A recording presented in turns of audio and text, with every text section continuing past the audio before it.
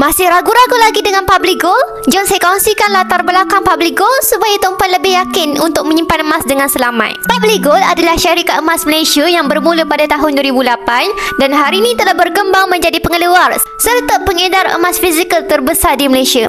Lebih 17 tahun beroperasi dan kini dipercayai oleh lebih 2.15 juta penyimpan emas dan angka ini terus meningkat setiap hari. Apa yang Public Gold tawarkan bukan emas digital tetapi emas fizikal yang sebenar, termasuk gold bar, dina, wafer, emas, perak dan barang kemas seperti rantai, gelang dan cincin. Dan yang paling penting, semua urus niaga emas Public Gold patuh syariah, disahkan oleh M-Money Advisors sejak tahun 2017 lagi. Kalau dulu orang ingat nak simpan emas kena ada modal yang besar, hari ini dengan kemudahan akaun Emas Gap Gold Accumulation Program, kita boleh mula menyimpan emas rendah RM100 sahaja.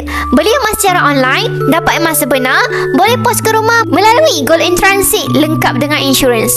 Public Gold bukan sahaja menjual emas tapi juga membeli semula emas dan perak termasuk yang dibeli dari mana-mana kedai emas yang lain dengan harga buyback antara yang tertinggi di Malaysia. Dan sekarang Public Gold sudah pun memiliki menara Public Gold yang bernilai RM100 juta di Jalan Tun Razak sebagai ibu pejabat rasmi. Kini terdapat 19 cawangan di Malaysia dan 7 cawangan di Indonesia. Jadi kalau tuan-puan nak mula simpan emas dengan platform yang kukuh, selamat dan terbukti berjaya, Public Gold adalah pilihan yang tepat. Saya Awin Syaif, dealer aktif terlatih di Public Gold dan insyaAllah saya boleh bantu tuan-puan mula menabung emas dengan cara yang betul.